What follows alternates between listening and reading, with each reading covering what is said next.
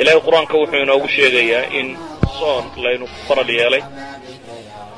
sidii ummadii inaga inagu horreeyayba loogu farad yeelay oo aanay wax keliya inagu ahayn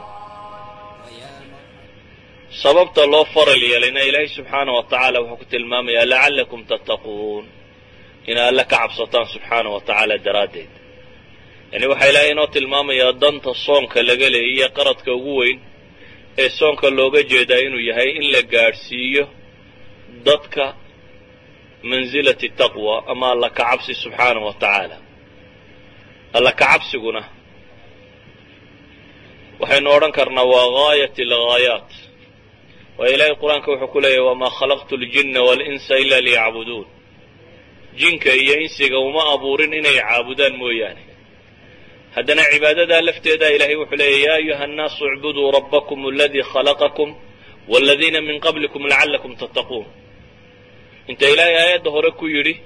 jin iyo insi waxaan u abuuray inay caabudaan aayadda kalena ilaahay wuxuu leeyahy subxaanahu wa tacaala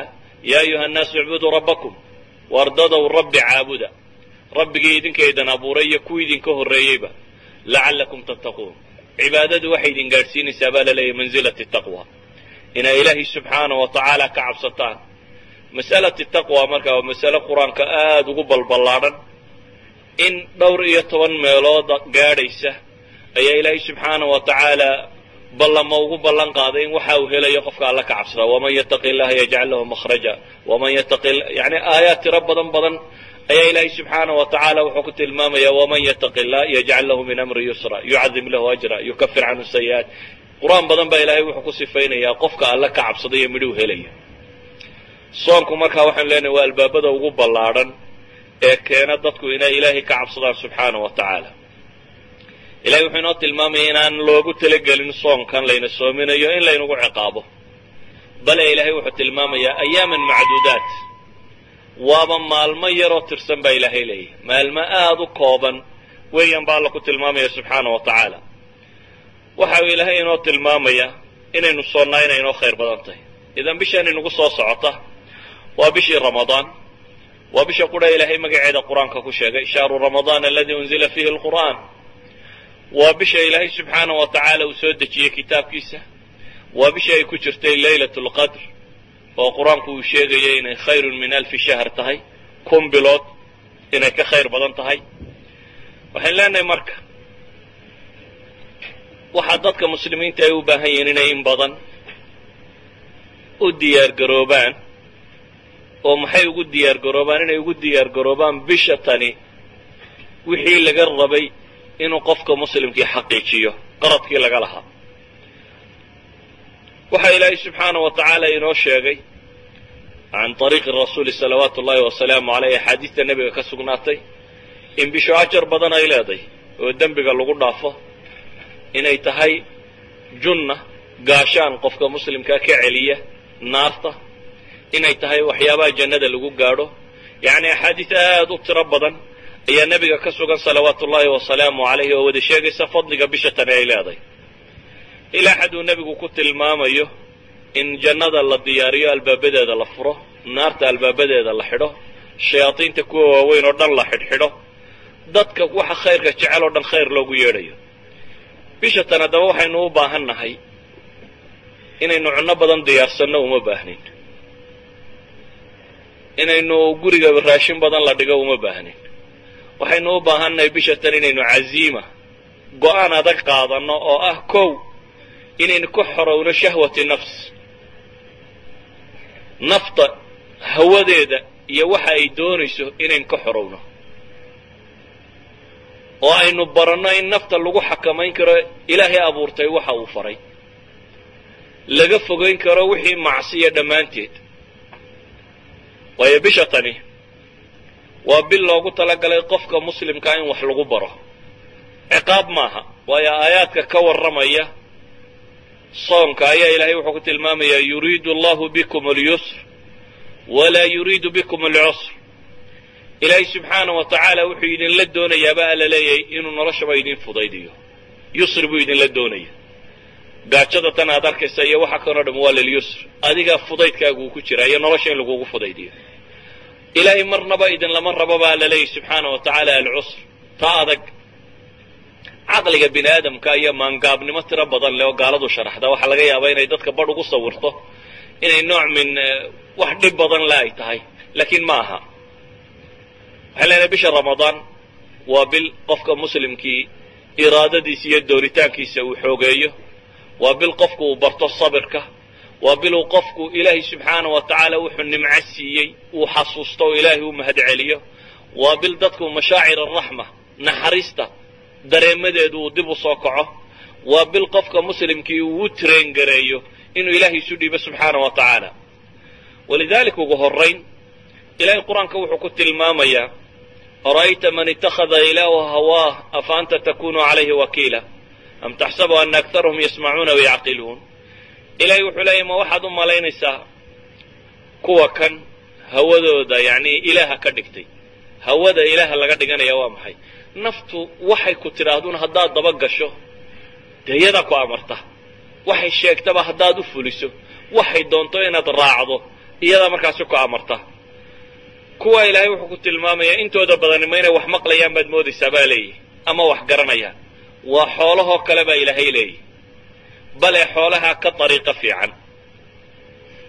ugu horrayn caloosha tan la buuxinaya ee insaanku inta badan buuxinayo faa'iido badan ma leh. dhibta maanta taaganna waxaaba ka mid a un dadku wakhtigii wax la cuni jiruun bay bedelaane cunnadaba inay ramadaanta badsadaan baad moodaa. asalkuna wuxuu ahaa in cunnada ramadaanta qofku iska yareeyo. waxaa loo soomayaa kow ilaahay subxaana wa tacaala inaad ku caabudo, in la yskaga yareeyo ramadaanta cunnada tan, waayo cunnadu sideeday u tahay xanuun.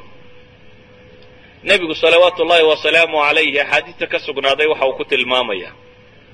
maa mala bnu aadam wicaa'an sharan min baطnih. insaanku weelba ma buuxiye buu nebigu yidhi ka shar badan calooshiisa.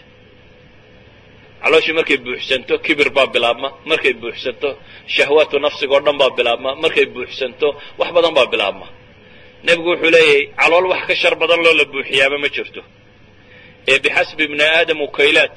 wa fii bacdi riwaayaat luqaymaat. bini aadamka waxaa ku filan buu nebigu yidhi waxoogaa yaroo la ruro oo yuqimna biha salba uu dhabarkiisa ku toosista un. haddii aan cunno la daynin buu nebigu yidhi salawaatu ullaahi wasalaamu calayh, cunnada 3 meelood oo meel ahaan calooshaada 3 meelood oo meel ahaan cunno ku rido, 3 meelood oo meel ahaanna sharaab ka dhigo, 3 meelood oo meel ahaanna neefneefsigaaga u daayla waad cifanaysa haddaad aragto xataa neefsi kari mayside. idan waxa uu nebigu tilmaamayaa inaad cunnada isku badinin ee calooshaadu wixii ay qaadi karaysa 3 meelood oo meel qudha inaad cunno ka dhigato, meesha kalena inaad sharaabkaaga iyo biyahaaga iyo wixii aad cabbaysa ka dhigta, meella mar walba inay kuu bannaanaato. dheragta badan waxay keentaa qofku aan caqligiisu si fiican u fakerin. waxay keentaa qofka oo seexdo oo active noqon waaya, yacni qofka oo caajisku ku bato. waa idinka arkood duhurkii markaa dadku caloosha buuxsado hurdaa la wada daataa. sababta keenaysa waxa weeyaan qofku waxa ka lumaya xataa nashaadkii. waxaa loo baahan yahay oo qofka muslimkaa la faraya, xataa waxaa la yidhahdaa dunida markay dheragtan iyo cunnada kan kala noocnooc iyo waxaan la isku walaaqiyaa tiro badatay ayaa xanuunadan tiro bataynee la socday. dadka intay cunnadoodu yarayd xanuunkooduna uu yaraa. markay badatay waxaan la cunayo waxaan la walaaqayo ayuu la batay. walidalik baa xanuuno badanoo maanta dunida joogaa waxaa la yidhahdaa waa amraad alxadaara bay yidhahdaa. waa xanuunadii ilbaxnimadan tirada badan leh iyo cunnadan tirada badan leh ay soo kordhisay. sidaa awgeed ilaahay subxaana wa tacaala wuxuu inoo tilmaamayaa bishan inaynu soonno, oo soonkaasi aynu uga dan lehnay inaynu ilaahay ku caabudno marka koowaad. yacni caafimaadkiiyo waxani waa meel dambe. waxaa u horreeya inaad ilaahay ku caabudayso. sidaa awgeed buu nebigu wuxuu leeyahay xadiidkii uu tilmaamayey yatruku طacaamahu wa sharaabahu min ajli, xadiisulqudsiga ahaa. ilaahay baa wuxuu leeyahay qofka muslimka ahi cunnadiisa iyo cabistiisaba aniga dartay buu iga tegey.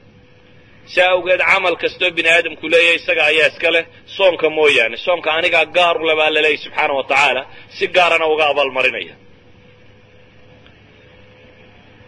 waxaan leenahay qofku wuxuu ugu jeclaa hadduu awoodi karo inuu xakameeyo o ilaaliyo oo ah cunnadii iyo cabistii iyo wixii hadduu awoodi karo inuu ka baxo ma'luufaadka insaanku barashadu waa dhib waxaa laga yaabaa wakti aad koob shaaha cabi jirtay waktigii marka gaadho waad iska xasuusanaysaa isagaan wax badan oo nafciiba kuu taraysa waayo waad baratay waxaa ulfiga la yidhaahdaa aad buu u dhib badan yahay walidalik ramadaantu waa madraso ama waa dugsi tababareed oo ilaahay ugu talagalay basharka muslimiinta ah oo dhammi inay galaan qof waliba maalintaasi inuu gaajoodo si uu u barto waxyaabo badan oo khayra kow wuxuu baranayaa soonku waa junna buu nebigu ku tilmaamay waa gaashaan gaashaan wuxuu ka yahay min ismi dunya wa cadaabi alaakhira adduunka dembigiisuu gaashaan ka yahay adduunka dembigiisa wuxuu gaashaan uga yahay qofku waxyaabo badan oo shahwaatu nafsigaa waxa keenay dheragtan iyo cunnadan badan sidaa awgeed buu nebigu salawaatu ullaahi wasalaamu calayhi markuu dhallinyarada la hadlayey waxa uu tilmaamay yaa macshara shabaab man istataaca minkum ulba'a falyatazawaj war dhallinyaroy ninkii guursan karaa buu nebigu yidhi salawaatu ullaahi wasalaamu calayh ha guursado qofkaan guursan karin muxuu samaynaya ilaahay subxaanahu wa tacaala shahwa nafsiya buu qofka bini aadamkaa ku abuuray rag iyo dumarba laakiin muxuu samaynayaa qofku waxa uu nebigu u tilmaamay cilaaji dhab ah dawo dhab ah oo nafta lagu xakameeyo war ninkii guursan kari waayo soom buu nebigu yidhi salawaatu ullaahi wasalaamu calayh fainahu agadu lilbasar waaxsanu lilfarj kii hore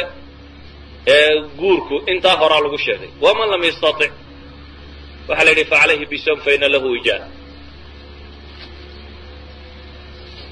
shahwaatu nafsiga o dhan waxa xakameeya waa soonka maadaama uu yahay soonka waxa xakamaynaya waxaa loo baahan yahay qofka muslimka ahi si uu iraadadiisa iyo doonistiisa uu tababaro si bishan ay u noqoto bil uu jihaatamayo oo nafya shaytaan uu la jihaatamayo bil ay u noqoto uu rabo inuu ka xoroobo wax allaaliya wixii caado sayi-a u lahaa iyo xuma u lahaay oo dhan bil la rabo inuu jidhkiisa tarengareeyo naftiisaba oo uu ku tarengareeyo ilaahay daacadiisa oo maalintii inuu soomanaado oo cunno la'aado oo uu afkiisa xidho oo uu ishiisa xidho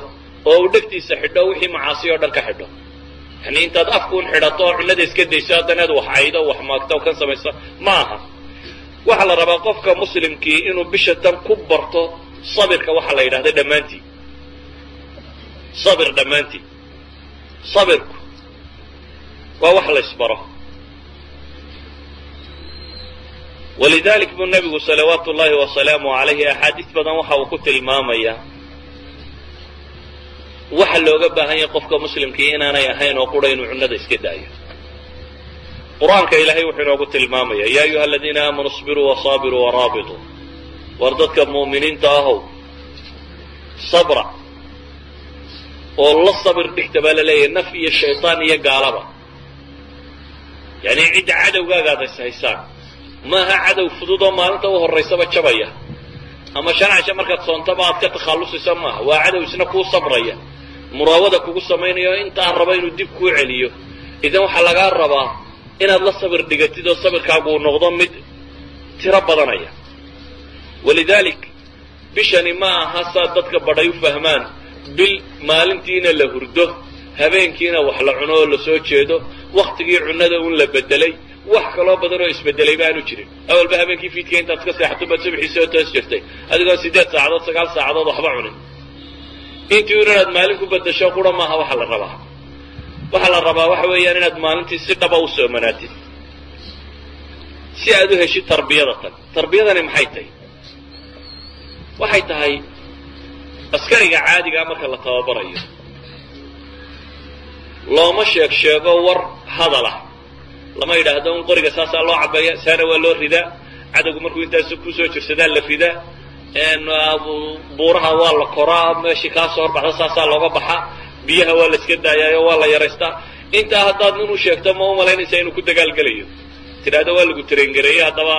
front line-ka qabo oro dagaalka gal xabadana saasa beerkaa dhulka la dhigaa cagaana waa la isku duwaa waa ku kaa dagaal tag haddaad tidhaahda ma ku dagaal tegaya waa maya naftaada iyo meeshay u jilicsantahay goormaad ogaan karaysaa waxaad ogaan karaysaa markaaad jarribtid wax ka tijaabisid. idan ramadaan waa bil loogu talagalay qofka muslimkii inuu jihaatamo oo uu naf iyo shaytaan iyo cadow iyo cid walba la jihaatamo oo koow uu ku jihaatamo inuu doonistiisa iyo go-aankiisa inuu adkayn karo. maanta waxaa laga yaabaa marka lagu wacdiyo inaad tidhaahdo waagaasi hadduu beriyo qaad iyo sigaar damba ha u noqonin, waxaan khayr beelahe lacagtaadina ku maratay laleeyana waa xaran maxaa kugu wada. waxaa laga yaabaa maanta marka sheekhu ku wacdiyo inaad tidhaahdo habeen dambe ha isku seexaninun, maxaad la hurdaa ma baktaad tahay, kacoo ilaahay u tuko. saa dambe marka mid kale ku wacdiya waxaa laga yaabaa inaad tidhahdo maxaa been kugu wado, runun sheeg, ilaahay baa ku abuurto ku arsaaqaye. laakiin naftu mar dhown bay ku leedahay saa dambaad horta runta sheegaya iminka beenta waxoogaa baad ku helaysaa iska wata. mar dambe un bay kuu sheegaysaan horta bisha dambead joojin doontaa ee maanta iska sii qayib. aroorta horta baakidka intaad damaynaysa iska sii wad ka dambaanad iibsan doonini. waa maxay waa laguu seeta dheerinaya naftu. laakiin maxay u baahan tahay? waxay u baahan tahay in la xakameeyo. waxay u baahan tahay inuu qofku doonistiisa iyo go-aankiisa. maanta laga yaabaa inaad tidhahdo war horta qur-aanka maxaad u qaybi weyday? qayb. laba cashuu fadhiisanayaa, min laba safxuu qaybayaa, dhowr suuradood buu soo wadayaa, xagga markuu kasii wado xagga dambe ka soo ilaabayaa, dabeetana war waa dhib badan yahay buu is odhanayaa. isuu aayaraayar buu uga baxaya. naftu waxay u baahan tahay in waxa aad rabto inaad ku tirengarayso inaad xakamayso ilaa iyo intay dacalka kale ka gaadhayso. ramadaan marka maaha bil caajis iyo daal iyo lulo iyo habeenkiioo la soo jeedo, maalintiioo la hurdo, habeenkiioo wax la cuno ama la qayilo, maalintiioo laska wada hurdo. nooca maaha ramadaan. ramadaan waa bil loogu talagalay camal wixii aad qabsan jirta inaad qabsato. kow inaad soonto, ilaahay aad u soonto adigoo ilaahay ugu dhowaanaya subxaana wa tacaala, adigoo raba inaad naar ka baxsato. waayo waxaa la yidhi ramadaan ama soomku waa gaashaan naarta layskaga gufeeyo, layskaga celiyo. adigoo raba inaad janno ku gaadho, waayo waxaa nebigu sugayaa in gurufaadka jannada meelaha ugu sarsareeya waxa lagu galaa ay soontu ka mid tahay, ama se albaabada jannada sideedaaba mid ka midi inuu yahay maxay baab uu ka gala dadka soomanoo quri.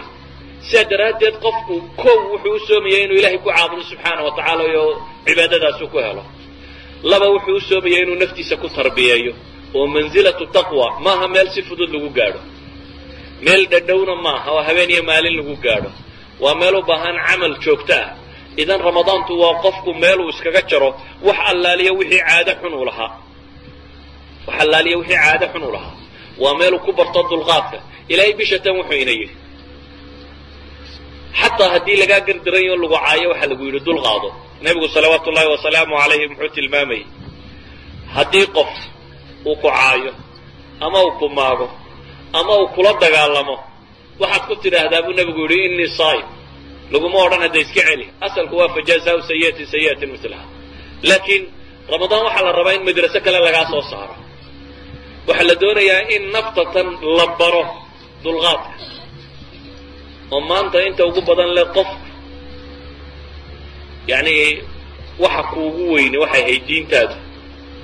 dadku arrimaha diintooda marka wax la yeelo waaba isaga dulqaataan. mid diin caaya, mid waxaan samaynaya, kuwa sharciga ka tegay, qaar isqaawiya, wax walba waa loo dulqaadanaya. haddii se adiga lagu caayo xawlalmariidada ku kacaya caro daraaddeed. yacni nafta yar si aad ugu karayso ugu cadhoonayso ilaahay kitaabkiisa iyo diintiisaba inaad ugu cadhoon baa laga yaabaa. ilaah iyo rasuulkiisa wax laga sheegaya inaad ugu cadhoon baa laga yaabaa. laakiin adiga marka wax lagaa sheegaya in xawlalmariidada ku karaan. idan si dulqaadka laguu baro laguma odhan waxa kaloo dhan ka dulqaado. waxaa lagu yidhi adiga marka lagu caayo haddaba ama se lagula dagaalamo, in qaatalaka ahad aw shaatalak baa lagu yidhi. adiga haddii lagu caayo ama lagula dagaalamo waxaad tidhaahdaa buu nebigu leeyahy fa innii saa'im. war waan soomanahay ku dheh. waan soomanay macnaheedu waa maxay? waxaa la rabaa naftaada in xilmiga la baro, dulqaadka. nebigu wuxuu leeyahy inama alcilmu bitacallum wa inama alxilmu bitaxallum. xadiidkii ka sugnaa nebigu wuxuu tilmaamaya salawaatu ullaahi wasalaamu calayh cilmigu waa barasho. qofna intuu meel fadhiisto iskagama soo dego, ee waa qof habeenkii u soo jeeday oo maalintii daraaseeyey oo sheekhu wuxuu u dhigay ku noqday oo intaasoo kitaab sii baadhay oo masalada isku dayay inay isaga u baxdo o u dilaacdo oo wax badanoo waktiya ku lumiyey. idan cilmigu waa barasho buu nebigu yidhi salawaatu ullaahi wasalaamu calayh. wuxuu kaloo yidhi dulqaadkuna waa bitaxallum. dulqaadkuna waa barasho isna. asalka waxaa jirta naftu inay u dhalato waayo nebigu salawaatu ullaahi wasalaamu calayh saxaabigu u yimi waa kii ku lahaa laba khasloo ilaahay jecel yahay baad wada leedahay. labadii khaslo ama labadii shay oo uu alla jeceliya lugu aad leedahay waxaa ka mid a inuu ku tilmaamay xilmiga dulqaadka dabeetana wuxuu yidhi makhasaladahan waa iska doondoonaba mise waa kuwa jibiliya waa jibili buu nebigu ku yidhi ilahay baa kugu abuuray oo waa abuurkii ilaahay ku siiyey bay ka mid tahay dadku asliya wuu kala dulqaad badan yahay laakiin iyadoo la kala dulqaad badan yahay haddana nafta la bari karaa ka dulqaadka yarle wuu isbari karaa nafta wuu xakamayn karaa walidalik baa ilahay qur-aanka wuxuu ku ammaanaya waalkaadimiina algayda waalcaafiina can innaas kuwa cadhadooda qarsanaya kuwa dadka iska cafinaya ramadaan markaa waxaa la rabaa inay noqoto bilaad nafta tababarto oo haddaad hadal badnayd aad hadal badnida iska dayso man lam yadac qawla zuuri waalcamala bih falaysa lilahi xaaja nebigu salawaatu ullahi wasalaamu aleyh xadiidkii ka sugnaaday waa kay tilmaamayay ninka aan ka tegin hadalka beenta iyo barkhaati beenaala iyo ku camalfalkiisa ilaahay baahi uma qabo inuu ka tago طacaamkiisa iyo sharaabkiisa idan waxaa la rabaa waxa weeyaan inaynu nafta barno sabirka inay ka sabirto hawa nafs inay ku sabirto ada lgayr dadka kale dhibta ka soo gaadhaysa inay ku sabirto takaaliifta mashaqadeeda daacada naftu iyo waxay doonayso ee shahwaata inaad xakamayso oo aad ugu horraysiisayba cunnadii iyo wixii la nooc ah haddii markii hore waxyaabaha sharcigu bannayn aad cuni jirtayna dee iyaga aad furabad iskaga tagto aad weligaaba dhaafto qaad iyo sigaar iyo wixii la nooc ahaa maalinta ramadaan oo dhan haddaad sigaar ka qatantay maxaad habeenkii u cabbi kusii wadunde mar haddaad 12 saacadood u kusoo dhaaftay ama 14 saacadood maxaa kugu celinaya maqribka markay gaadho maqribkana allihii ku yidhi waa mamnuuc weli waa kuleeya waa mamnuuc idan jooji sida kuwaas nafta traingaree oo dib ha u celini waxaad u baahantahay marka hawa nafsi inaad ka xorowdo dee kuwa jannada galana maxaa lagu tilmaamay wanaha nafsa can ilhawa maxaa la yidhi qoladaas unbaa maxay ah fa ina aljannata hiya alma'wa ninka naftu waxay doonayso ka celiya qoladaas baa ma'wigoodu janno yahay baa la yidhi marka waxaa laga yaaba ilaa maanta haddii lagu idhaahdo haddaad 5 saacadood sigaarka iska dayso ama $5,000 baad leedahay ma umalanaysa mid sigaar cabo magaalada jooga inuu cabbi lahaa $5,000 la sheego la waayo nin waliba wuxuu isleeyahay war naftu balarta meeshay doontee intan ka joojiyo 5,000 horta qaado bal ka warran iyadoo lagu leeyahay janna carduha asamaawaatu waalardu baad leedahay haddaad iska dayso wad ilaahay amarkiisa raacdo oo ilaahay qur-aanku leeyahay ninkii wanaha nafsa can ilhawa fa ina aljannata hiya alma'wa laleeyahy war nafta hawadeeda haddaad u diiddo janna ku ah baa la yidhi degaan idan inaad qiiq laga burbursiiyo naftaada waxyeelaya aad dhaafsato janno waa waxaad u dhib badan adoo weliba ramadaan jooga adoo weliba jooga bishii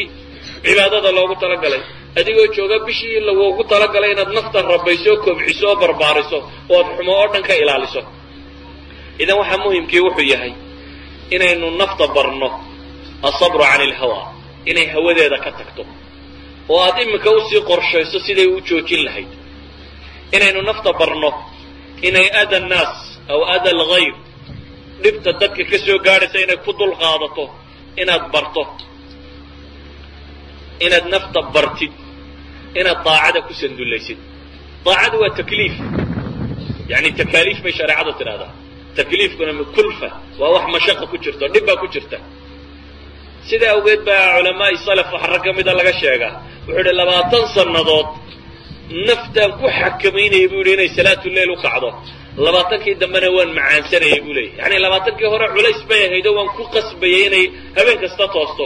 markii dambena munaajaatu rabbi alcaalamiin baa dhadhan iyo xalaawo ii yeeshay oo anaaba macaansanayo u baahnaa buu leeyahy naftu waxay u baahan tahay muddo in la xakameeyo la tolo oo la qasbo oo la sandulleeyo oo lagu adkeeyo idan waxaad u baahan tahay bisha tan maalin oo dhan inaad soomanaatid maalin oo dhan inaad wardidid maalin oo dhan inaad xoogsatid maalin oo dhan inaad ilaahay ka baqatid waxaad kaloo u baahan tahay habeen oo dhan inaad taagnaatid ramadaantii inaad habeen oo dhan taagnaatid oo ilaahay baridid subxaana wa tacaala inta ugu badan leh haddaad nafta aynu ka adkaano ilaahay baa ballan qaaday iyadoo dullaysan inuu u gargaarayo walaqad nasarakum allahu bibadrin waantum adilla baa ilaahay leeyahy beder ba ilaahay waa idiin gargaaray baa la yidhi idinkoo adilla ah daliilnimadu waa maxay waa ummada aan haysanin maxay almuqawamaat alxarbiya ama wixii lagu guulaysan jiray nimaanu agtiisa oolin oo ilaahay subxaana wa tacaala haddana uu gargaarayo idan waxayn leenahay xataa macrakooyinkii waaweynaaye muslimiintu galeen intooda ugu badani ramadaan baa ilaahay ugu gargaaray xataa cahdigii nebiga beder baa ka mid ah fatxu maka ka mid ah yacni ilaahay subxaana wa tacaala iyagoo sooman ayay u dirirayeen oo u dagaalamayeen oo alla subxaana wa tacaala u gargaarayay waxaynu markaasi u baahan nahay inaynu isticdaad usii samayno bishatan ramadaan oo ah inaynu ku talagalno naftan inaynu rabayno inaad naftan gaadhsiiso mansilatu taqwa mansilati taqwa halkay ilaahay kaga cabsan lahayd halkay qur-aanba ku fahmi lahayd waayo qur-aanku yuu wax u taraa dalika alkitaabu laa rayba fiih hudan lilmuttaqiin baa ilahay yidhi kitaabkaas qur'aankaas wuxuunbuu hanuun u yahay ayo yuu huda u yahay hanuun yuu u yahay tilmaame yuu u yahay lilmuttaqiin baa ilahay leeyahy subxaana wa tacaala kuwa ilahay ka cabsada ahlu taqwuna waa kuwan qur-aanka ilaahay aayaad ka dambeeya kusii sifaynayo waxaynu markaasi leenahay soomku waa nafta oo la tababarayo ee waa inaynan ku talagelin bil hurdo badan iyo cuno badan iyo cajsi iyo kasli lagu sita war cajsiga iyo kasligu waa bukaanadu nebi moxamed ilaahay ka magan geli jiray baa marka horeba inaad bishii cibaadadaad u xidhxidhaan lahayd cajsi iyo kasli ku galaan oo aad noqoto qof intuu shaqadiisii ka tegay seexday unuu yidhaha waa soomano habeen iyo maalinba meel u khuurinaya inaad ahaato cajsigan iyo kasliga kani waa wixii marka horeba nebigu salawaatu ullahi wasalaamu alayh ducooyinkiisii maxaa ka mid ah allahuma innii acuudu bika min alcajsi waalkasl ilaahay o adaan kaa magan galay buu lehay caajisnimo iyo kaslaannimo daal iyo waxa la nooca adaan kaa magan galay idan bishaadii cibaada inay noqoto wixii alla uu nebigu ka magan galaya waa wax faalxun idan bishataan waa inaynu ku talagalnaa inay noqoto bil aynu u diyaar garowno inaad askarinimo marayso laakiin askarinimo xaggaad u maraysaa askarinimo janno lagu galaad ku socotaa oo naar lagaga xoroobo askarinimo cadowgii ugu xooga badnaa layskaga celiyo oo ah shaytaan iyo ibliis inaad iska celiso nafta inaad iska celiso waayo nafta bini aadamka ahi ilaahay qur-aanka mar wuxuu ku tilmaamaya inay tahay ina nafsa la amaaratun bisuu inay tahay mid xumaha dadka farta hawadeeda waxay doonayso shahwaadkeeday rabtaa inay ku hogaamiso laakiin waa la tarbiyan karaa bay culammadu yidhahdaan waxaa la gaadhsiin karaa annafsi lawaama lawaamadu bay yidhahdeen waata iscanaanata marka khayr fiicani dhaafo iscanaanata ama macsi markay samayso ka toobadka intee weli hoggaanka isu haysa waa laga sii kori karaa baa la yidhahdaa ee waxaa la gaadhi karaa bay culammadu sheegaan maxay annafsi almutma'inna yaa ayatuha annafsu almutma'inna kuwa ilaahay qur-aanka uu ku tilmaamayo oo aad ku xasishay ilaahay dikrigiisa macaansato aanu mashaqiya dhibba ku ahayn alaa bidikri illahi tatma'inu alquluub itmiinaankaasi gaadhay dhadhan ay u samaynaysaa cibaadadu iimaanka xalaawadiisa dhadhamiyey waayo nebigu salawaatu ullahi wasalaamu calayh wuxuu tilmaamayaa iimaanku inuu طacmi leeyuu sheegay dhadhan inuu leeyahay bale inuu xalaawo leeyahay daaqa طacma aliimaan iyo daaqa xalaawat aliimaan labadaba axaadiista waa soo arortay dhadhanka iimaanku leeyahy in la dhadhansado waaba macaanu macaanka in la dhadhamiyo inta aan macaanka cibaadadu kuu dhadhamaynin naftu weli tarbiyay kaaga baahantahy weli kobcin bay u baahantahy macrifo khaliyama waa laga yaaba macrifo badan inay madaxaaga ka buuxdo inaad in badan garanayso waxa shirkiga iyo waxa bidcada ah inaad in badan garanayso waxa saxa iyo waxa qaladka ah laakiin haddana naftaadu inaanad si fiican u tarbiyaynin nafta in si wanaagsan loo tarbiyeeyaa waa waxa ramadaan laynoogu waajib yeelay inay noqoto markaasi bil aad ku tala gasho inaad naftan u xidhxidho oo aad ka saarto tuqyaanka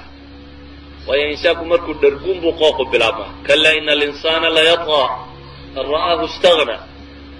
wuxuu qofku ilaahay nimcadiisa dhadhamin karaa marka aad dareento gaajada iyo daalka iyo alamka iyo dhibta markaasay nimcadu dhadhankeedu leedahay ilahay wuxuu ina leeyahy wamaa bikum min nicmatin fa min allah wax allaaliya waxaa nimco haysataan xagga allay ka timid laakiin nimcadu marka la waayaabaa dadku dareemaa hadda waad caafimaad qabtaa caafimaadku qiimo kulama laha ama se ugu yaraan ma xasuusnid inaad caafimaad qabto xataa inaad tidhahda alxamdu lilah ilah wadaa caafimaadkiisa ma xasuusin laakiin markaad isa soo dul taagto mid ay kasii baxayso ama aad aragto mid taahayo sakaraadsan ama aad dakhtarka tagto aragto dadkan jiifjiifa iyo say tahay markaasaad waxaad dareemaysaa nimcadaad haysaynaytay waxa laga yaabaa adigu markan inaan waxoogaa shilin jeebkaaga ku jirin inay ku cadho gelisayba aad leedahay saakoo dhan waa kalaahsana wallahi shilin ma soo qabanin intaa un inaad la xanaaqsan tahay si aanad arkaynin waxa kale nimco aad ku sugan tahay iyo inta ay leegtay walidalik ba waxay idhaahdaan maalan sixadu bay idhaahdaan waa taajun fii ru'uusi lasixa bay idhaahdaan caafimaadku bay idhahdaan waa taaj saaran maxay kuwa caafimaadka qaba laa yaraaha ila almardaa bay idhahdeen laakiin ma arka bay idhaahdeen kuwa buka mooyaane adigu taajkan caafimaadka ku saaran arki mayside kan liita ee taa haya ee baahan baa arkaya kaagan durdurinaya iyo wuxuu nimco haysto idan ramadaan waa biluu qofka muslimkii wixii ilaahay nimco siiyey uu dareemo markaad gaajooto waxaad garanaysaa dadkii gaajadu haysay markaad harraato waxaad garanaysaa harraadku dadku hayay markaad daasho waxaad garanaysaa dadka daalku hayo waxaasoo dhib oo alam oo nafta soo maraya mar kale waxaa laga yaabaa salaadiina in hooyadaa quraac ku siin jirtay ama adigu aad iska soo quraacan jirtay uun duurkiina inaad qada bisil cuni jirtay dheeraadun inaad daydaysay waxaanaad nimco haysaba inaynay kuu muuqanin inta kaa maqanuun ama dadka kale intuu haysta unbaa kuu muuqatay ee waxaad nimco agtaada yaaloo dhami kuuma muuqan ilahayna qur-aanka wuxuu ku leeyay waqaliilun min cibaadiya shakuur marka horeba waxa yar baa ilahay yidhi addoomaha inta shukri naqda ee garata nimcooyinka la siiyey idan ramadaan waa bil laynagu tarbiyaynayo inaynu dareenno waxaad nimco haysato waxa alle subxaana wa tacaala nimco ku siiyey ee maal leh ee guri leh ee hoy leh ee nabad leh ee cibaada leh waxaad haysato ee kayrkaa uu la'yahay waa meel lagaaga baahnaa inaad dareento sidaa awgeed ramadaanku waa bil gaajo dadkao dhan la wada saaray ama xoolo lahow ama xoolo halaalin ama faqiir ahow ama qani ahow ilahay wuxuu yidhi intaasoo saacadood waa la wada qaqanaanaya qof waliba gaajada waa baranaya kii xoolo lahaa iyo kaan xoolo lahaynba dadkao dhan waxaa la leeyahy waa muwaasaat fi lxirmaan yacni baahidaa laydinku walaalaynaya si aad u garata maxay berrinta dadka baahan dhibta haysata haddaad weligaa iska dhergi jirtay uun waxay ka sheegayeen qolo gaaleed oo kibirtay ayaa dad mudaharaadaya aragta war dadkani maxay waayeen baa la yidhi waxaa la yidhi roodhidii baa faransiiska laga waayo dadkii baa mudaharaadaya oo may koogooda cunaan bay tiri hadday roodhida waayeen yani caqligeedu wuxuu u fakerayay dadka roodhi waayey dee keegna waa iska haystaana keega ha cunaan labada waxay ahayd sida kale yani qofku markuu dhergo wax badan ma oga walidalik markaad gaajooto wax badan baad dareemaysa waxaad dareemaysaa masaakiinta iyo inaad u naxariisato waxaad dareemaysaa inaad ka mid noqoto inamaa nuطcimukum liwajhi illahi laa nuriidu minkum jazaan walaa shukura inaad noqoto kuwa ilahay la wayuطcimuuna aطcaama calaa xubihi miskiina wayatiima waasiira inaanad ka mid noqonin kuwa ilaahay lahaa walaa yaxudu calaa طacaami lmiskiin qaar baa ilahay wuxuu ku ceebeeyey ma quudiyaan lama odhan ma dhiirigeliyaan baa la yidhi iyagu masaakiinta in la quudiyo waayo dadku saddex unbuu uqaybsayay mid wax haysta mid aan waxba haysanin ka wax baryaya mid baa jira aan waxba haysan laakiin kuwa haysta wax ka siin kara adiga waxaa lagu rabaa haddaan waxba haysan laakiin kelmadaadu ay masmuuc tahay inaad tiraa war masaakiinta ha la quudiyo waa la quudinaya haddaad inta aadna ku bakaysho waxaad soo gelaysaa walaa yaxudu calaa طacaami lmiskiin masaakiinta ma quudiyo kuwaa la yidhi ma booriyo in masaakiinta la quudiyo idan bisha ramadaan waa bil qofka muslimkaa la baro gacan furaanta naftu bakaylnimada ninna looma dhigo way iska wadataa ninna deris bakaylnimaa cid uma baahna inuu dhigo ilaahay baa yidhi waxdirat ilanfusu shuxa bukliga waa lagu ururiyey ilaahay baa yidhi laakiin wuxuu kaloo ilahay yidhi subxaana wa tacaala waman yuuqa shuxa nafsihi fa ulaa'ika hum lmuflixuun kuwa bakaylnimada naftooda laga ilaaliyo kuwaas unbaa liibaanay baa ilahay yidhi subxaana wa tacaala si awgeed baa bisha tan waxaa lagu tilmaamay inuu nebigu ahaa maxay ajwad bilkhayri min alriixi lmursala bay yidhahdaan bisha tan nebigu dabaysha babanaysa gacantiisu way ka dheerayn jirtay isagoo nebi moxamed salawaatu ullaahi wasalaamu calayh weligiiba wax la weydiistay maya aan odhanin qofba aan may ku odhan wax ku siin maayo qofnaba aan ku odhan ee wax kasta uu haysta bixinayey oo hadduu wax waaye xad gaadhsiisnaa inuu dadka kale yidhahdo war yaa martidan iga kaxeeyey ama yaa qofkan wax iga siiyey ama inuu isu taago o yidhahdo war kuwan waxa la soo siiyo isagoo sidaa dareemayey ayaa haddana waxaa la yidhahdaa bisha tan bilaha kaleo dhan wuu kasii deeqsiisnaa idan bisha ramadaan waa bil lagaa rabo maadaama la rabay nafta inaad tarbiyayso waxaa la rabaa inaad ku tarbiyayso soon waxaa la rabaa inaad ku tarbiyayso salaatu leil waxaa la rabaa inaad ku tarbiyayso qur-aanka iyo akhriskiisa waxaa la rabaa inaad ku tarbiyayso adduunka iyo bixistiisa gacantaadu inay furaato bisha tan وآد براتو سيدا وحلو بحيو ولذلك ما النبي صلوات الله وسلامه عليه وحيابه أجر كبدن كنت المامي محاكم لها إفطار الصائم قفك الله مسكين وصومن هذا فرسيسه وحيابه بشر لبحصدا أعماشه وقفع في عم بكمتي سادر هدد من النبي قولها من فطر صائما كان له مثل أجري قف صومن كافوريا أجر كيس أجر ليك قولي غير أنه لا ينقص من أجر الصائم شيئا كان صومنا يدان أجر كيسا وحبل لك كوبين إن شاء الله وحن حديث يجا يواس كسو كوبين لكن وحن رجيني وحن حسن صحيحين أنا شيء وحو النبي قلت الماما يا صلوات الله وسلامه عليه إن وشيء يو وحبهن تصيد يوفي عنها هي إن دتك اللقوديو إذا بشتني وابلا برطه قفك مسلم كاي إنه قرطه كوا كلا ولا الذي مسلمين تباهن هي قاعدة هيسا هي وحبهن تينو برطه هي نحدين دتك إن لون نحرس تينو برطه وايو نحرست إلهي ما إنه صدق الله يستي ربنا هنا إنه وحدتك ونحرسنا إلهي نحرستي سوى حكا غفلا أمثلة النبي بحي صلوات الله وسلامه عليه حديث البخاري يدو ضل صاغ بطي أو قبل المهدي ويدي وهو الميراء الشيء لا أو بالاستماع سو النبي واركي صحابة يوردن دكي واركي يعني سلات يسور ورسور دسي الماء ديسو مركي دنبي كيرا يا دشو مرجعها شيء ويلبوا دولات يكون نبض iyadoo markii yaraa isku nabaysay uu nabigu wuxuu ku yiri saxaabadii war ma wanaagsan taniina ilmahan dab ku ridi lahayd yani waa mowqif xaraja ilmaha ay u wareersanay deedeeyay markay heshay laabta ku nabtay inay dab iskaga ridaa macquul ma wuxuu nabigu yiri ma wanaagsan taasina ilmaheeda dab ku ridayso markaas lagu yiri ma ilaahay rasuulkiisiyo fallahu arhamu biibadihi min hadhihi biwaladiha bu nabigu yiri ilaahay adoomihiisa uga naxariis badan تاني علمه هذا سنة يقول دقنتهاي إلهي بكنا حريص بدن إذن إلهي سبحانه وتعالى وحو إن قربا إنه نحريص تبرنا بشتك وإنه نحريصنا ضدك ضعفضا مساكينتا أغونتا وإلهي وحو إن ليه وتواصوا بالصبر وتواصوا بالمرحمة إنه نسون نحريصنا على نوت المامي هبر لقو عذابي آخرة إنه بسطح لطوح نقودين ويدي سينة دين ويدي qofka dad xidhay la yar maxaad u malaynaysaa dib saaska xidhistiisa waxana la qoodin suuqara lagu sii deeyay la isku cadaabayo waxa laana waxa loo baahayay inaynu barano bishatan wax aad u tira badan leh inaynu bishatan barano taas waxay u baahan tahay bishan waa bil fadaa'il aad u tira badan ku soo aroortay isticdaadkeena uga baahan tahay waa maxay waa inaynu soogaysiino oo u diyaar garowno maxaynu u diyaar garoobaynaa waa inaad u diyaar garowdaa bishaas aad ilaahay ugu soo taagi lahayd ee soddonkaas marnaba kow taraawiixda horta dambaysay salaad waajiba inaan faralkeed ku dhaafin dadka waxaan arkaa oo taraawiixda u dadaala oo in badan salaada subax jamaceed uu ka tagayo taraawiixda oo dhan hal salaad subax baa ka fiican salaad subax iyo jamaceed baa ka khayr badan taraawiixda صادرات كو بشن مر هدا ددالي صورته شنتي فرالك اها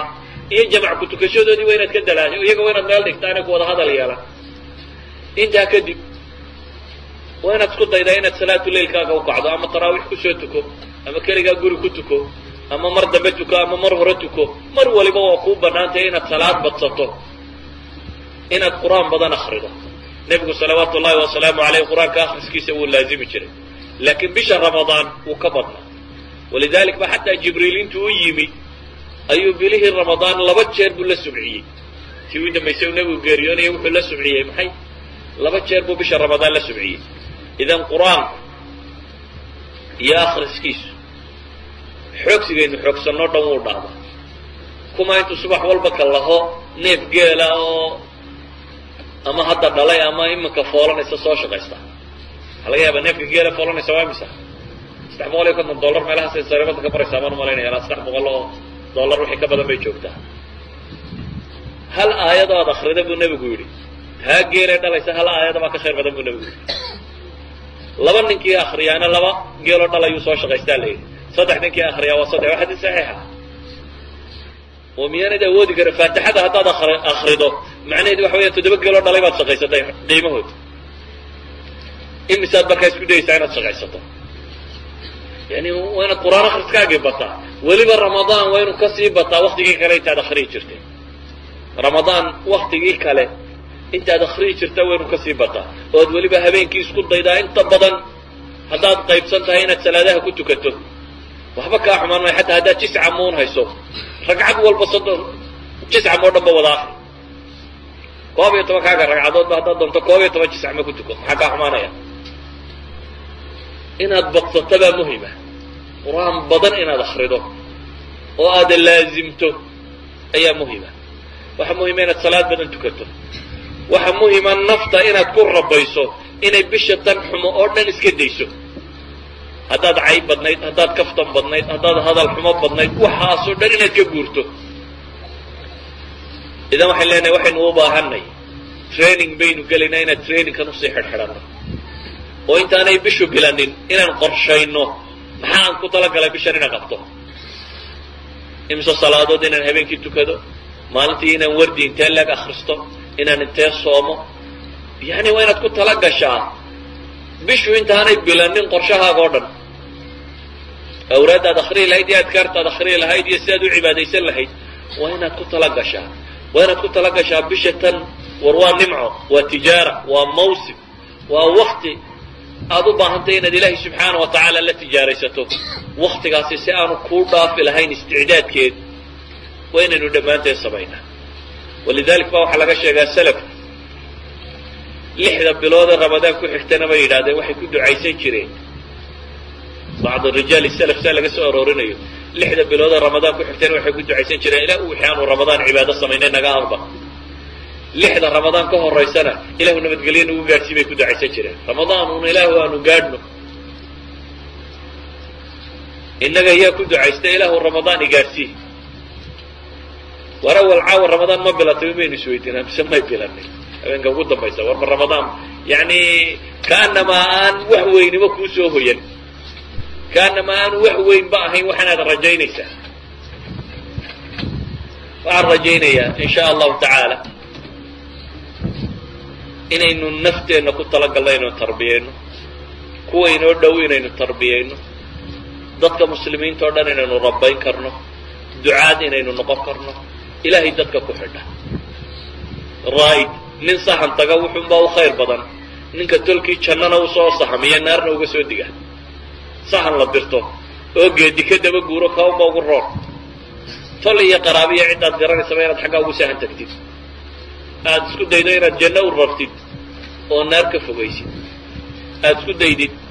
shaytaan iyo ibliis iyo gaaliya intii la halmaasha inaad ilaahay u baridid inaad ka xoroobi karto oo aad ka guulaysan karto kelmadda aan كوبانا عن جعله وحويان تذكر هرفا ديا وحي أموضان طلاب العلم جينيين وحنا أخذين وإنت آخر سجرتين لكن ومن باب التذكرة وين أنا ذن حصوصية وذكر فإن ذكرى تنفع المؤمنين آيات أتقاني من حديث أتقاني بمناسبات لغوش يوغا كاقر راد بطا أقوم تاديونا مثال بسيط باكو سينيا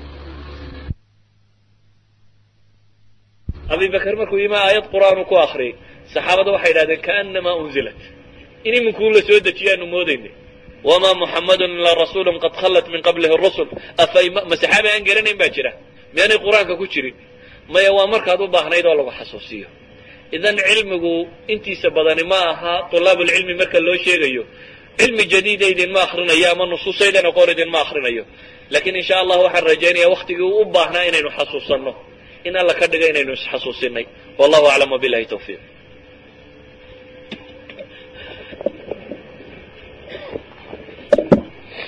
جزاه الله خير الجزاء إلهي كابال مريو شيخ مصطفى محاضرة قيم كورنتي نوسو جديي waxaan runtii aan idin xasuusin lahaa inay dumarku ayagu horeeyaan oo inagu aynu yar joogno haddaan raggi nahay intaasaan idin xasuusin lahaa annagu rag ahaan dumarka inaga horeynaya ayagu ha inaga horeeyaan anuguna kelmad baan idin xasuusin lahaa bisha ku saabsan waxaa badatay dadku inay maalmo kale nooca soomaan waxa habboon in la wada soomo dadka meesha qura wada deganay maalin keliya ramadaantu inay maalin qura noqoto labada qowle fiqiga culamada ka sugan labadaba rijaal salafa ku tegey rag waaweyn baa ku tegey rag la yaqaan baa ku tegey labada qowlba insha allahu dhibi kuma jirto middaa doonto tarjiix laakiin midnaba ma banaynayso in laba casho la kala soomo walidalik waxaan idin xasuusinayaa a'ima matalan a'imada ku tagtay in mar qura la wada soomaa inuu daliilkaasi raajix yahay waxaa ka mid a matalan sheekh alalbaniy raxmat ullahi calayh laakiin fi tamaami lmanna marka uu tilmaamo ra'yiga raajixa ayuu haddana wuxuu leeyahy waxaan ku talinayaa buu leeyahy maadaama maanta muslimiinta ay qaybsameen oo duwal yaryar ay noqdeen qofka muslimkii inuu dawladdu la nooliyo wakhtigeeda la soomo ayaan kula talinayaa buu leeyahy si looga baxsada buu leeyahy magaalo qura inay iskhilaafto dhowr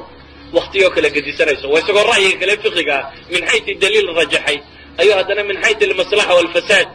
ka ratibmaya waxa uu rajaxayaa